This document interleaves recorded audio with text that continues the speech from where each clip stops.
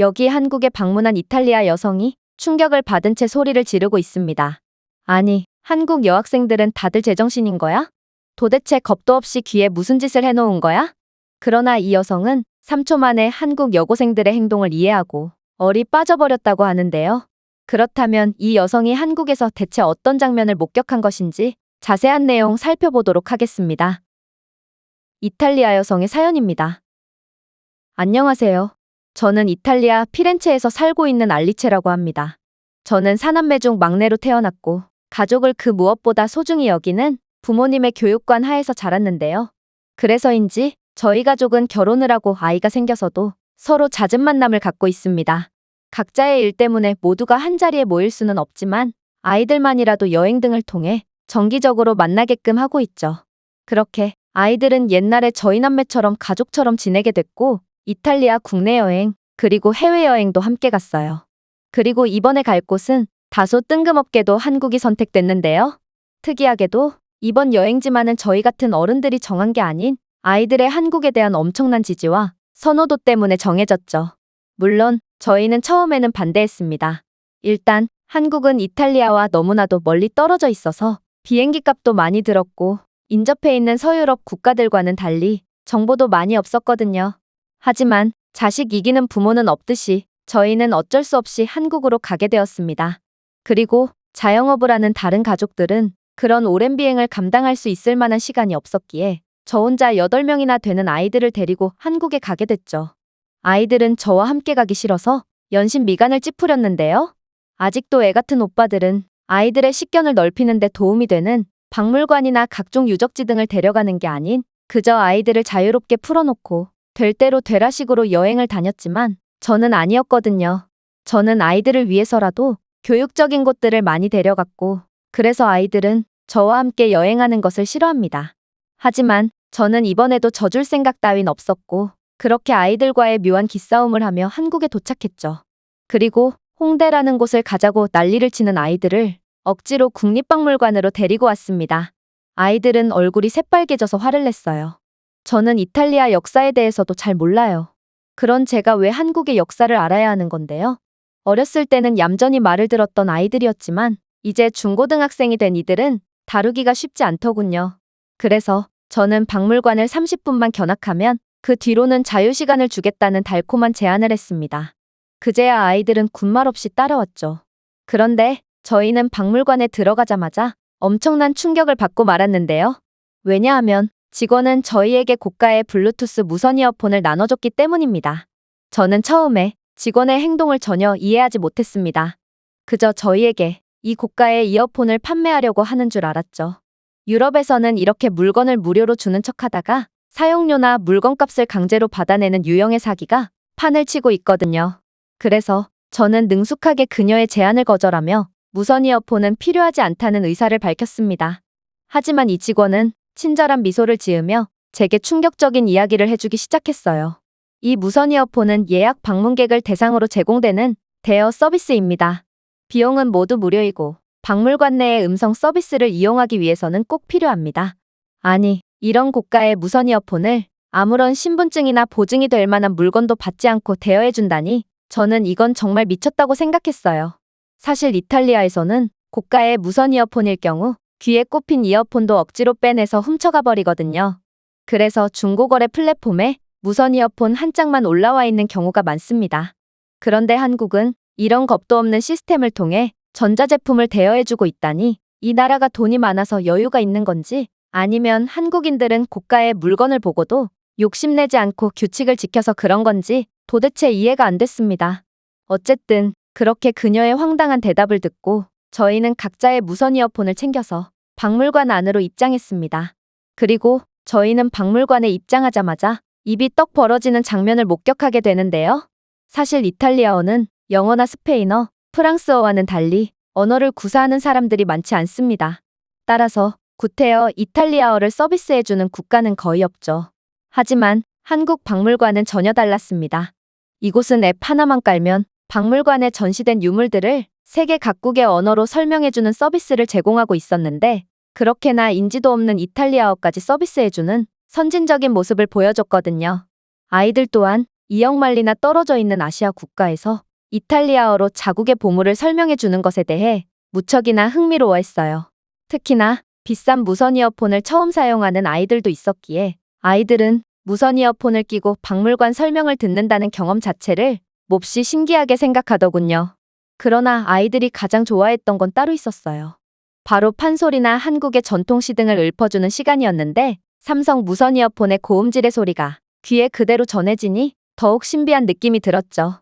그리고 이러한 서양 음악과는 완전히 결이 다른 한국의 전통음악에 아이들은 현재 한국이 K-팝 같은 음악으로 전 세계를 뒤흔들고 있는 건 우연이 아닌 것 같다는 대견한 감상평까지 남기더라고요.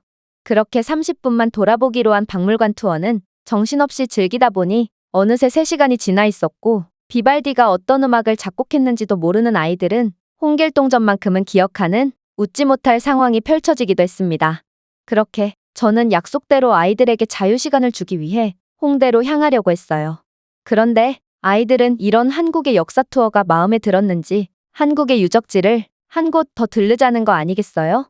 사실 저는 덕수궁 궁궐여행이라는 행사에 꼭 참여해보고 싶었기에 아이들을 덕수궁으로 데려가려고 했어요. 그런데 신기하게도 아이들은 이미 덕수궁을 알고 있더군요. 덕수궁에 간다고요?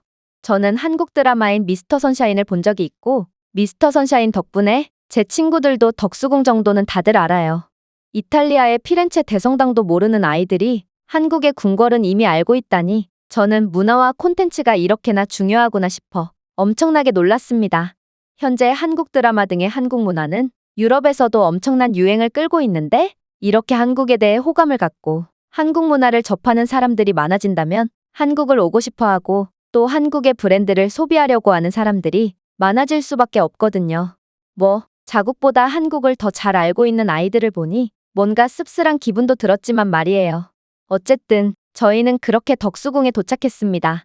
그리고 덕수궁 야간기행에서도 외국인인 저희를 위해 이어폰을 빌려주더군요. 그러나 문제가 생겼어요. 그날따라 외국인 관광객들이 너무 많아서 블루투스 이어폰이 부족했고 결국 저희는 줄 이어폰을 받아야 했거든요. 그런데 이제 중학생이 된 막내 아이는 이들이 나눠주는 줄 이어폰 단자와는 맞지 않는 휴대폰을 사용하고 있었기에 막내는 이어폰 없이 관람을 해야 하는 상황이 벌어졌습니다. 짓궂은 아이들은 가엾은 막내를 놀리기 시작했고 결국 막내는 눈물을 보이기 시작했죠. 그때 충격적인 일이 벌어지기 시작했습니다. 같이 덕수궁 야간 투어를 기다리던 한국인 여고생 무리가 오더니 저희의 상황을 이미 파악했다는 듯 무선 이어폰을 건네줬거든요. 저는 이게 당연히 대여받은 무선 이어폰인 줄 알았습니다. 그러나 그들은 유창한 영어를 구사하며 충격적인 말을 건넸죠. 너 영어 할 줄 아니? 나는 친구와 이어폰 하나를 나눠 쓰면 되니까 내게 이 이어폰을 빌려줄게. 투어가 끝나고 꼭 돌려줘야 해. 그러고는 그들은 뒤도 안 돌아본 채 자신들의 투어를 즐기러 가버렸습니다. 저는 경악을 금치 못했어요. 어떻게 생전 처음 보는 외국인에게 이런 고가의 이어폰을 빌려줄 수가 있단 말인가요? 만약 이탈리아에서 똑같은 일이 일어난다면 그녀의 이어폰은 지금쯤 100% 중고거래 플랫폼에 올라와 있을 것임을 확신합니다. 아니 애초에 남을 위해서 자신의 불편을 감수할 사람 자체가 없었겠죠. 하지만 어떻게 한국은 이렇게 위험과 불편을 감수하면서까지 남을 도와준단 말인가요? 어쨌든 그렇게 이어폰을 착용하게 된 저희는 한국의 전통음악을 감상하며 밤의 웅장한 덕수궁의 모습을 관람할 수 있었는데요. 그전까지만 해도 로마야말로 세계 역사 유적의 중심이라고 생각했던 저였지만 한국의 궁궐을 보고는 생각이 완전히 바뀌어 버렸습니다.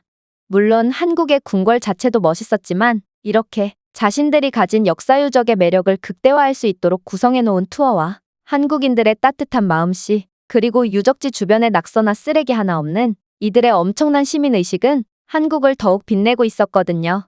이탈리아의 유적지들은 관리도 제대로 안 해놓고 사람들은 쓰레기를 아무데나 버리며 낙서도 아무렇지도 않게 해놔서 점점 훼손되고 있습니다. 하지만 한국은 전혀 다른 모습을 보여주고 있었죠. 그렇게 환상적인 투어가 끝난 뒤 저희는 숙소로 향했습니다. 다소 재미가 없을 수도 있는 남이 나라 역사 투어였지만 한국의 콘텐츠는 생각 이상으로 알차고 획기적이었기에 아이들은 오늘 하루의 경험에 무척이나 만족한 듯 보였습니다. 그러나 아직 끝이 아니었습니다. 한국은 아까보다 더욱 충격적인 장면을 보여줬거든요.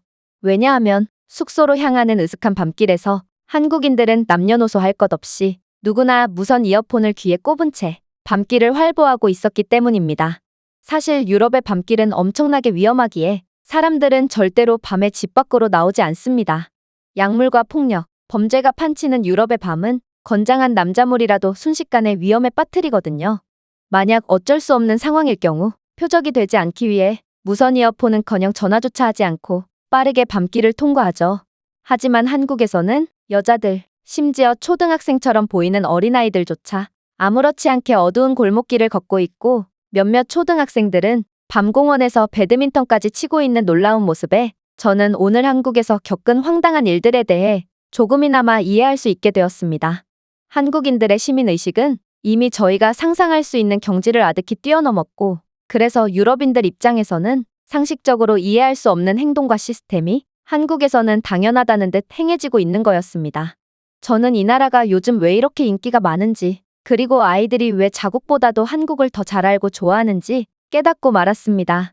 도대체 한국은 저희보다 몇 년을 앞서가고 있는 것일까요? 이 외국인의 글은 여기까지입니다. 한국 여행에서 충격을 받았던 이탈리아 여성의 사연이었습니다. 제가 준비해온 내용은 여기까지입니다. 끝까지 시청해주셔서 진심으로 감사드리며 여러분들의 구독과 좋아요, 알림 설정은 영상 제작에 큰 힘이 됩니다. 이상 세모튜브였습니다.